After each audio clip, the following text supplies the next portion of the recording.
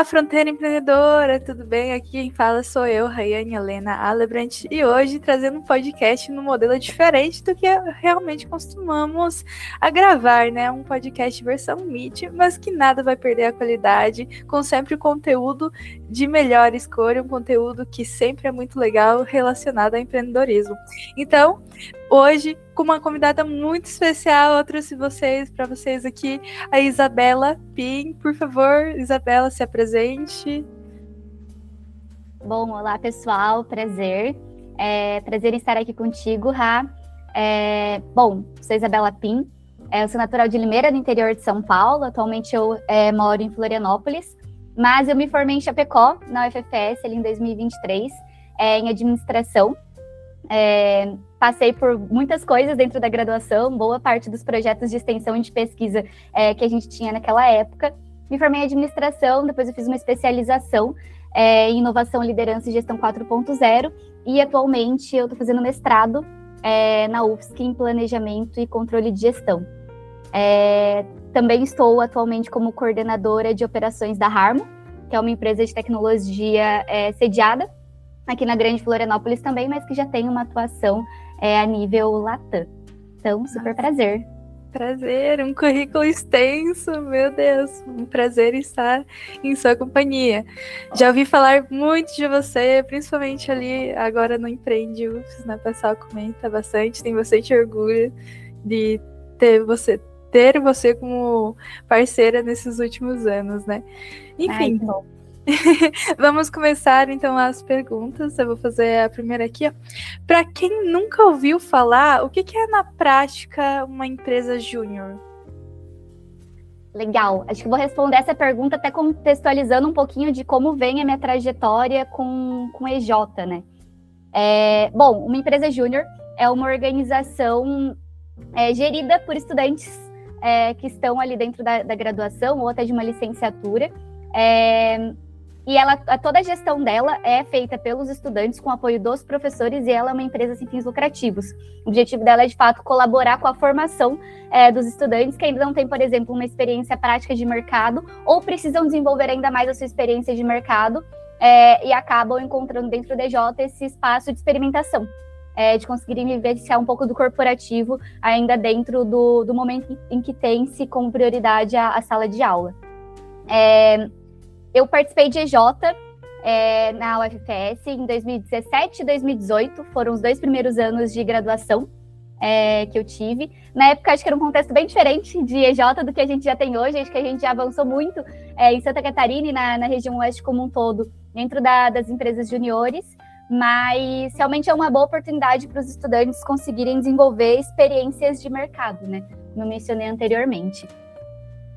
Ok, e você comentou ali sobre a experiência do mercado. Você poderia falar qual que é a diferença de uma empresa júnior, assim, para um estágio, uma bolsa, ou até mesmo um projeto de pesquisa e extensão, só para a gente falar para o pessoal? Legal. Eu acho que, olhando para o momento de... Vou usar graduação porque foi o meu ponto em específico de formação. Mas olhando para esse momento de formação de graduação, acho que cada uma dessas experiências, elas agregam de formas diferentes, com skills, com pontos diferentes mesmo para o profissional. Olhando para o estágio, a ideia é que você seja inserido dentro do mercado de trabalho, que você desenvolva suas primeiras habilidades, mas eu diria que você começa com habilidades mais simples, entre aspas, assim. Você vai ter uma pessoa de um nível mais sênior que vai te direcionar desde uma demanda mais simples ali até você desenvolver coisas maiores. Dentro da empresa júnior, eu diria que você é meio jogado a fogo. Então, você passa pela experiência de já assumir, por exemplo, um cargo de gestão, ou de já ter uma responsabilidade de atender um cliente, ou desenvolver um projeto do zero, que dentro do mercado de trabalho, até você chegar a esse nível de responsabilidade, o caminho é um pouco mais extenso. São, como eu disse, né, habilidades complementares. Acho que uma não apaga a outra, eu fiz as duas coisas, passei por EJ e passei por estágio também. Mas eu acho que o fato de, na EJ, você ter que assumir mais responsabilidades, ter esse peso maior de que a gestão da empresa como um todo é feita pelos estudantes, ajuda você a desenvolver algumas coisas que dentro do mercado de trabalho vai demorar mais tempo, sabe? Então, acho que é mais essa questão de acelerar. E aí, quando você chega para o mercado já nesse ritmo mais acelerado, já com essas habilidades desenvolvidas, isso facilita para o teu desenvolvimento dentro das funções que você for assumir. Seja num estágio, seja numa outra vaga, mas acho que consegue colaborar nesse sentido de responsabilidade, de comunicação, de liderança, que são aí grandes focos de desenvolvimento que as EJs normalmente têm. Com certeza, muito importantes, né, todos os quesitos. Gostaria de comentar, a EJ, querendo ou não, é uma empresa, né, que nem diz o nome, uma empresa junior. Então, eu gostaria de saber como que funciona essa questão de fins lucrativos das EJs. O dinheiro que vocês arrecadam, como que vocês distribuem ele depois, como que ele é investido de novo? Legal. Acho que uma coisa também que é legal de diferenciar é que no estágio você pode ter um estágio remunerado, né? Então você pode receber um salário ali necessariamente para exercer a sua função. Mas na empresa júnior, a ideia é que o trabalho ele é 100% voluntário. Então, os estudantes que estão ali exercendo aquelas funções, independente de qual função seja, eles não recebem um salário para aquilo. O objetivo final é realmente desenvolvimento, e isso faz com que todo o recurso que é arrecadado através das consultorias, através dos serviços prestados pelas EJs, ele seja reinvestido nos próprios estudantes, olhando para o desenvolvimento e capacitação deles. Então é isso, tipo, dentro de um estágio, você vai estar ali também com uma remuneração, mas dentro de uma EJ, tudo é voltado para a sua capacitação. Então, ele vai ser direcionado para um curso específico que os estudantes ali queiram trazer para os participantes, ele vai ser direcionado para uma oportunidade de uma viagem específica para os estudantes, mas sempre pensando na sua formação. É um pouco aquela ideia de trabalhar por amor, eu diria, assim. Acho que é uma coisa que resume muito, assim, a trajetória de alguém que passa por empresa júnior, é você entender e desenvolver muito um senso de propósito, de você entender o porquê que você está fazendo aquilo, e aquilo fazer muito sentido para você, porque no fim você está apostando no seu próprio desenvolvimento, né? Com certeza. E falando nesse assunto, será que você poderia nos contar um pouco da sua trajetória na EJ que você teve quando você estava aqui na UFES? Legal, posso sim. Eu conheci a empresa júnior, eu já tinha ouvido falar sobre o conceito de empresa júnior antes de entrar na UFFS, mas eu nunca tinha tido um contato mais forte assim. E foi na minha primeira semana de aula, ali nas programações de abertura de semestre, que a gente teve uma apresentação da Sem Fronteiras, a empresa júnior do curso de administração da UFFS, e aí eu conheci um pouquinho mais do trabalho da EJ. Eu entrei na graduação muito com o foco de que eu queria fazer tudo o que fosse possível fazer. Então, eu não tinha ideia ainda do que era uma EJ necessariamente, do que eu ia ter que fazer ali dentro, o que eu poderia fazer. Mas o que eu tinha certeza é que, bom, quero fazer tudo, então também tenho que estar presente ali. E aí eu me inscrevi para o processo seletivo da Sem Fronteiras, eu entrei como trainee da área comercial, e aí eu acho que entra um ponto de contexto também. Assim, em 2017, a Sem Fronteiras era a única empresa júnior federada à FEGESC, a Federação das Empresas Júniores de Santa Catarina. Então, era muito difícil a gente viver uma coisa de rede ali dentro da universidade ainda, ou dentro da região oeste como um todo. E isso fazia também com que a rotatividade dos membros da EJ fosse muito grande. Por que eu estou explicando isso? Porque em pouquíssimo tempo, eu saí de trainee da área comercial para assumir a coordenação da área de marketing. Eu tenho um técnico em comunicação visual, então foi muito por afinidade, assim, de área, uma área que eu gostava bastante. E eu fiquei ali mais ou menos um semestre e pouquinho, como coordenadora de marketing. Até que, no final de 2017, eu digo que eu fui convocada pela Kelly, professora do curso de administração, e pelo professor Humberto, também professor do curso de administração, a assumir a presidência da EJ. Era um momento em que a gente estava com pouquíssimos membros, a gente precisava dar um up de ânimo, diria assim, para os membros da EJ, para a gente trazer mais pessoas, para que a gente tivesse ali continuidade dos trabalhos. Então, assumi como presidente em 2018, e foi muito com o objetivo da gente reforçar um sentimento de rede. Então, a gente se aproximar da federação, a gente conseguir apoiar outras EJs ali na região a se desenvolverem, e a gente conseguir mostrar para os estudantes do curso de administração ali da UFPS do porquê participar de uma EJ, assim, realmente trazer um novo momento diferente, assim, para ali. E em 2018, estando como presidente da Sem Fronteiras, eu também fiz parte do conselho consultivo da FEGESC. Na época, acredito que hoje as regras são um pouquinho diferentes, mas na época, todos os presidentes de EJs, eles eram parte do conselho. E, além disso, ali no final, metade de 2018, mais ou menos, por aí, eu tive a oportunidade de apoiar a FEGESC na construção do Conseg, que agora ele acontece, né, anualmente, mas na época ele estava a um hiato, já fazia uns anos que não acontecia, então a gente retomou o Conseg e trouxe ele novamente para a rede. Eu fiz parte da equipe organizadora, também como voluntária, tá, gente? Todos esses pontos, 100% voluntária. E aí, com isso, acabou surgindo a oportunidade de eu participar da equipe da FEGESC. Então, eu fiz parte ali do time de expansão na época. Sei que a configuração é um pouco diferente hoje, mas na época era time de expansão, que era o time responsável por a gente federar e cuidar da expansão das empresas juniores no estado. Ok. E você pode me falar como que funcionava mais ou menos o apoio da UFES, do Empreende UFES ali nas EJs naquela época? Ou principalmente para Sem Fronteiras, né, que você participava? Legal. Te dizer que o Empreende FPS ele era um movimento não formalizado nessa época.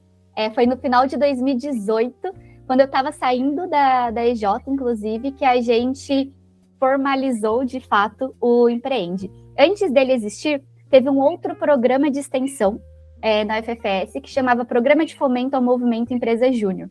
Esse programa, eu fui bolsista dele, alguns outros membros da Sem Fronteiras também já passaram por essa bolsa de extensão, e o objetivo dele era falar, de fato, sobre empresa júnior dentro da universidade.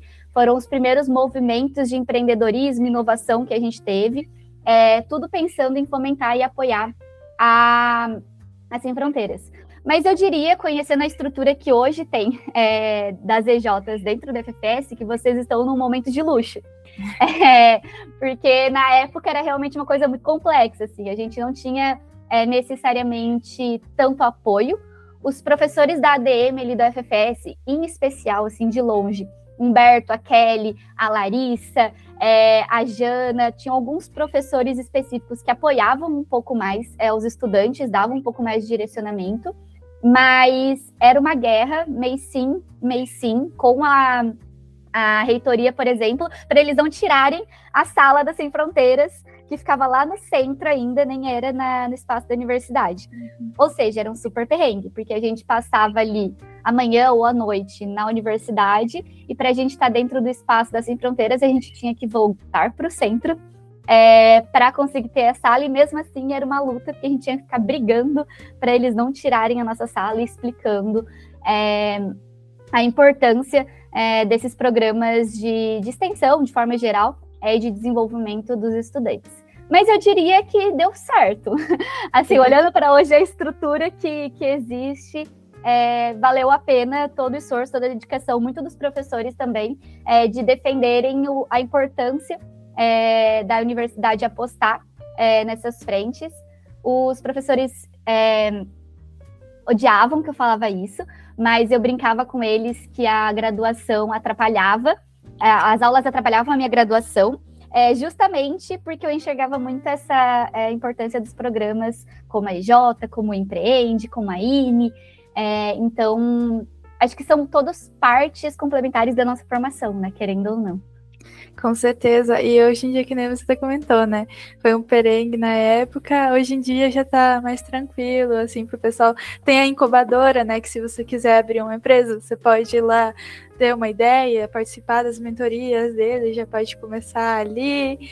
E realmente, hoje em dia a gente está mais estabilizado em questão das salas, laboratórios também. A Empreende disponibiliza isso para os alunos, né, que tem as EJs, então realmente um vislumbre bem legal do que foi no passado e do que é atualmente hoje, né, a questão das EJs na UFES.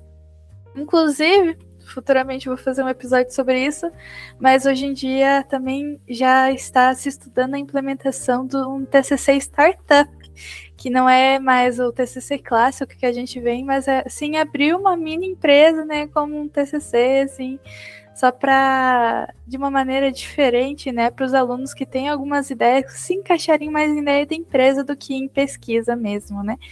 Mas muito legal, obrigada por contar sobre o seu passado, muito interessante.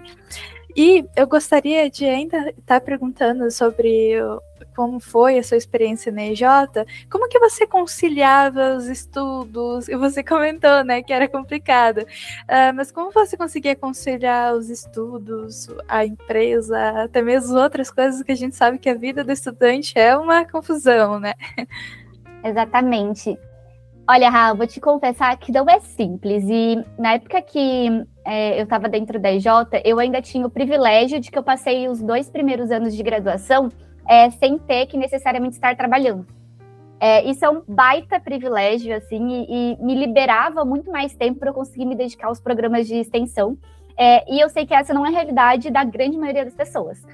Hoje, estando na UFSC, por exemplo, eu tenho contato novamente com pessoas que participaram do movimento Empresa Júnior comigo, ou até de pessoas da época mesmo, que estavam dentro das EJs, e é muito discrepante a diferença de dedicação, considerando que as pessoas que estavam aqui na capital, que estavam aqui no litoral, por exemplo, conseguiam se dedicar de forma integral para a EJ, enquanto a gente tinha muitos dos estudantes da UFFS que precisavam conciliar estágio ou trabalho com os estudos com a EJ. Então, o que eu diria para ti, assim, vai ser difícil de todas as formas. Só que vocês só vão estar com 20 anos, com 23 anos, com 25 anos, com 18 anos, nesse momento de oportunidade de participar pela EJ, uma vez. Então, cara, vale a pena abdicar de algumas coisas para você apostar no seu desenvolvimento e nas oportunidades que aquilo vai te gerar no futuro. E eu digo isso porque não é palpável enquanto a gente está dentro de uma EJ todo o ganho que a gente pode ter, tanto de desenvolvimento pessoal quanto de oportunidade profissional enquanto a gente está vivendo aquilo. Eu sei que a EJ, que a federação, que os núcleos hoje em dia falam muito sobre isso, mas eu te garanto que não é palpável o quanto é o ganho que a gente tem de desenvolvimento pessoal depois. Então, partir do princípio de que é melhor ter alguma coisa do que você querer esperar pelo momento ideal. Então, tipo assim, não, eu não vou fazer agora, eu não vou participar da EJ agora, porque eu não vou conseguir conciliar com o meu estágio. Cara, é melhor que você esteja na EJ, que você esteja se conectando, que você esteja se desenvolvendo, nem que seja um pouquinho, com horas muito pontuais da tua semana, do que você esperar o momento certo em que você vai ter 100% de dedicação. Então, acho que um pouco o contexto é esse, assim, não é fácil. Eu sei que você acaba tendo que abrir mão de algumas coisas, mas eu te garanto que vale a pena depois, assim. Que vale a pena se puxar um pouco mais nesse momento, que vale a pena estruturar um pouco melhor como se dedicar para os estudos, como se dedicar para a EJ. E eu diria uma coisa até, acho que talvez polêmica para algumas pessoas, que vale a pena não se formar nos semestres certinhos para você poder viver os programas de extensão de pesquisa. Porque o que eles entregam, o que a EJ vai entregar para você, não é o que você vai ver dentro da sala de aula. Essa é uma grande ilusão até para nós, enquanto administradores aqui, que, vou sair da graduação e sei sobre mercado porque me formei em administração. Balela, não sabe. Porque a experiência na prática é muito diferente. E são essas oportunidades de programas, de projetos, de EJ, que a gente vai ter esse outro tipo de desenvolvimento. Então, eu diria para não ter pressa, para também não se passar, não ultrapassar seus próprios limites, mas dentro do possível, dedicar um tempinho para essas frentes, porque eu garanto que depois é uma coisa que faz diferença no mercado, assim. Que legal. Você estava comentando agora que no futuro faz a diferença, né? Essas vivências que a gente tem dentro da EJ. Você pode comentar mais ou menos que habilidades, mais ou menos, não precisa ser específica, desenvolver isso, mas algumas coisas que te ajudaram e te ajudam até hoje em dia, quando você participou da EJ? Eu posso falar de muitas coisas relacionadas a soft skills. Acho que de hard skills eu podia ter me desenvolvido mais enquanto EJ. Acho que eu aproveitei pouco essa frente. Não que não tive esse desenvolvimento, mas acho que eu olho para trás hoje e eu acho que eu poderia ter agarrado mais coisas. mas eu acho que eu agarrei muitas coisas da parte de soft skills. Que eu tô falando, nesse caso, soft skills de habilidades comportamentais, habilidades que não são necessariamente técnicas. E, principalmente, além das soft skills, eu acho que o maior ganho de todos e de longe foi networking. A participar da EJ me fez conhecer pessoas, me conectar com pessoas, me conectar com empresas, me conectar com pessoas que conhecem pessoas, que quando eu fui para o mercado de trabalho, até hoje, eu consigo pegar frutos, e isso foi em 2017, né? A gente está aí falando de quase 10 anos. Até hoje eu consigo pegar frutos de pessoas que eu me conectei, ou de que eu conheci naquela época, e que hoje eu esbarrei no mercado de trabalho, e que isso acaba sendo um destaque, ou eu conheço alguém que conhece alguém por causa de uma época de EJ. Então, acho que essas duas coisas, assim, habilidades comportamentais, que aí eu posso trazer liderança, comunicação, essa parte mais soft skills mesmo, mas o grande destaque é esse ponto de networking, assim. Que isso é uma grande vantagem que hoje as empresas juniores têm, né? Que é o trabalho em rede. Então, cara, dá para você conhecer o Brasil inteiro, ter uma conexão no Brasil inteiro e fortalecer essa conexão ao longo da graduação. Depois, no mercado de trabalho, é uma coisa que você consegue levar para a vida, assim. Com certeza. E talvez você conseguiria mais ou menos lembrar, assim, de algum projeto em específico, que daí, quando você estava na IJ, eu pensei, nossa, esse projeto que aqui a gente fez é muito legal, você consegue trazer pra gente? Cara, teve alguns projetos na época de Sem Fronteiras que eu acho que me marcaram um pouquinho mais, assim. Um que eu não participei diretamente, mas que estava acontecendo no momento que eu entrei na EJ. E aí eu vi as pessoas envolvidas naquele projeto e eu achava uma loucura. Eu achava, tipo assim, meu Deus, o ápice, incrível. Que foi um projeto que a Sem Fronteiras fez para a Celesc. Muito gerenciado pelo professor Humberto. Na época, o Andrei, que também é egresso, né, do curso de administração, ele também foi presidente da Sem Fronteiras.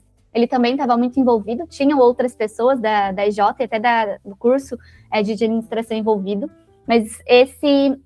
acho que foi um projeto bem importante para Sem Fronteiras. E eu, querendo ou não, colhi os benefícios desse projeto, porque foi o projeto que trouxe caixa para Sem Fronteiras.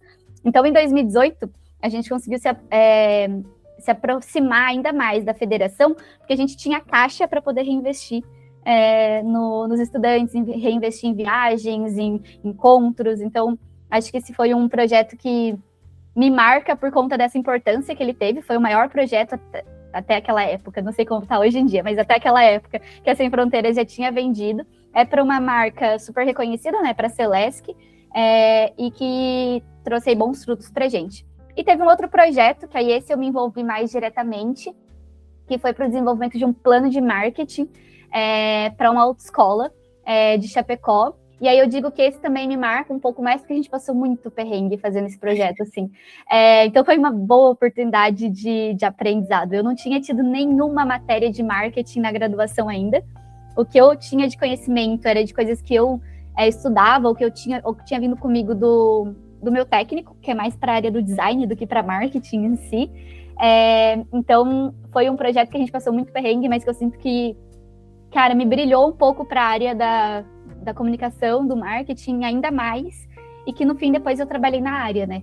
Na área de marketing. Então, traria esses dois destaques, assim, foram dois projetos que eu considero que foram especiais para o meu momento de EJ. Que legal, 2 projetos muito legais mesmo. Um com a Celesc e outro com a autoescola aqui do Chapecó. Muito interessante saber disso, né? A gente imagina, não, empresa júnior, projetos pequenos, mas não, tem os perengues, tem os projetos grandiosos que tem com empresas grandes também. Muito legal saber disso. E eu gostaria de saber, existe um perfil específico para um aluno entrar numa IJ? O que a pessoa tem que ter? Tem que ter um conhecimento básico, também depende da área, né? Que hoje em dia, na UFS, a gente tem várias empresas EJ já, que elas são de diversas áreas, e eu queria saber também, por acaso, se precisa, por exemplo, de algumas skills antes de entrar numa IJ. Falando de habilidades, não. A EJ é justamente o espaço para você poder desenvolver essas habilidades. É o lugar para você errar num espaço seguro, né? Errar com orientação. dos professores. Mas eu diria que de comportamento tem que ser uma pessoa que quer fazer acontecer. E eu digo isso porque é muito fácil desanimar quando você pensa que, putz, eu tô com 1000 coisas para fazer, eu tô em semana de prova e eu vou precisar me dedicar ainda para uma coisa que eu faço de graça, que não paga meus boletos no final do mês. E então, se a pessoa ela não tiver realmente vontade de estar ali, se ela não quiser realmente ser conformada em buscar outras coisas e não se acomodar com o que hoje a sala de aula ela oferece, que também é importante, né? São coisas complementares. A pessoa não vai conseguir ficar dentro do EJ. Assim, a pessoa tem que realmente querer entender, ver propósito naquilo, e entender também que os benefícios daquilo, os ganhos daquilo não são de imediatos no curto prazo. A gente consegue ver, antes de sair da EJ, como a gente mudou. Mas, como eu mencionei anteriormente, assim, não é palpável quando você está na EJ, o quanto aquilo pode cascatear depois em outras oportunidades na tua vida. Então, eu diria que não, assim, não tem uma habilidade mínima. Eu entrei no meu primeiro mês de aula na Sem Fronteiras, mas você tem que ter vontade de se desenvolver, assim, senão não tem por que estar ali, sabe? Uhum. E você teria uma dica, assim, por exemplo, se um aluno no primeiro semestre estivesse entrando agora, quisesse participar desses projetos, quisesse conhecer um pouquinho mais, que dicas que você teria para ele, assim, para ele perder o medo de começar, né? Legal. Eu diria para participar e testar. E eu digo isso porque quando eu entrei em administração, eu queria trabalhar com a área financeira. Eu jurava que eu ia gostar da área de finanças. Não tinha tido nenhuma aula ainda, né? Primeiro mês de aula. Mas eu jurava que eu ia para a área financeira. E eu tinha pavor de gestão de pessoas. Pavor. Assim, no sentido de que eu odiava muito, assim. E eu falava que eu nunca ia trabalhar com isso, que meu Deus do céu, que não sei das quantas. E, cara, dentro da Sem Fronteiras, eu entendi que eu gosto de gestão de pessoas, sim. Foi dentro da Sem Fronteiras que eu comecei a olhar para a parte de liderança. Foi dentro da Sem Fronteiras que eu tive esse olhar mais para me desenvolver como líder. E depois, no mercado de trabalho, foi o que eu fui buscar, assim. Eu até cheguei a passar pela área financeira só para eu ter certeza que eu não queria aquilo, mais como uma oportunidade que surgiu mesmo, como uma forma de teste. Mas eu acho que ali é uma boa oportunidade para você descobrir o que você não quer fazer. E isso é muito bom porque a gente se frustra menos depois. Então, eu diria assim, vale a pena. Participe de tudo que tiver oportunidade, inclusive. Seja da EJ, seja da INE, seja do Empreende, seja fazendo podcast, seja o que for. Participe das frentes de extensão de pesquisa que a universidade proporciona, porque ali você consegue identificar o que de fato você gosta dentro do seu curso. A ADM é um curso muito vasto. Dá para você fazer muita coisa sendo formado em administração. E isso às vezes é meio desesperador, assim, bate aquele negócio de, meu Deus, eu tenho 19 anos, 20 anos, como eu vou escolher nesse momento o que eu quero fazer, onde eu quero apostar? E aí a EJ é uma boa oportunidade para você testar algumas coisas antes de tomar uma decisão. É uma boa dica.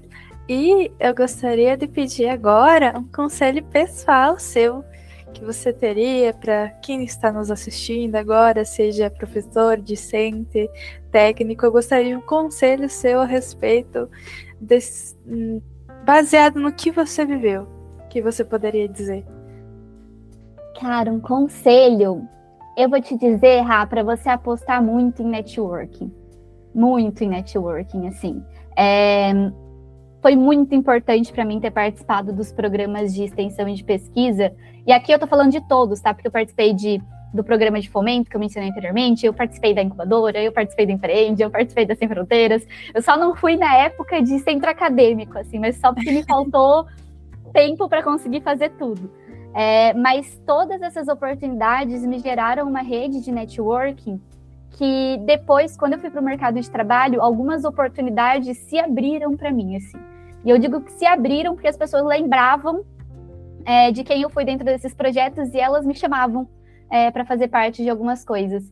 E é aquele negócio que eu falei para vocês que não é palpável, né, o ganho que a gente pode ter depois. E eu acho que esse, para mim, é o que é menos palpável, assim, porque ele não é imediato, ele é uma coisa que você vai plantar e que você precisa cultivar ao longo da graduação, mas que vale a pena depois. Então, se eu fosse para falar para você, assim, o que tirar de todos esses projetos, de todas essas oportunidades, de você estar fazendo podcast aqui, tire networking.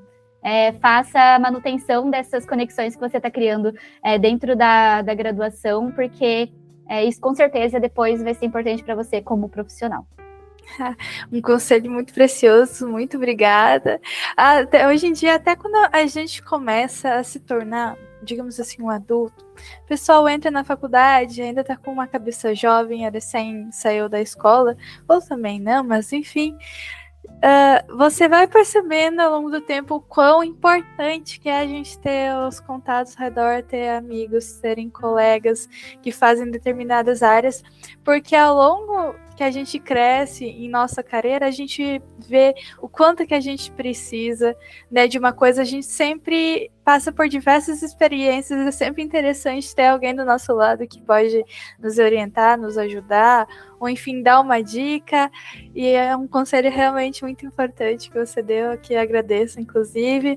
E, infelizmente, já está no fim do podcast, já acabou as perguntas, então eu gostaria de agradecer muito a sua participação, Isabela, foi realmente uma honra ter você aqui, ainda mais que você está lá em Florianópolis e tirou um tempinho para vir estar gravando aqui com a gente, então eu agradeço realmente por sua presença aqui no podcast. Muito obrigada, Rafa. Fico muito feliz e orgulhosa de ver o quanto todos os projetos ali da UFFS avançaram e estão desenvolvidos e estão com coisas acontecendo. Tenho um carinho enorme por tudo isso. Contem sempre comigo, que eu puder apoiar para as EJs, para os núcleos, para os projetos de extensão. Eu estou sempre à disposição, tenho esse carinho, porque foi um espaço que me formou e eu espero devolver um pouquinho também dessa oportunidade que eu tive. Muito obrigada. Então, eu vou encerrando por aqui hoje. Tchau, pessoal. Nos vemos no próximo episódio. Tchau, tchau.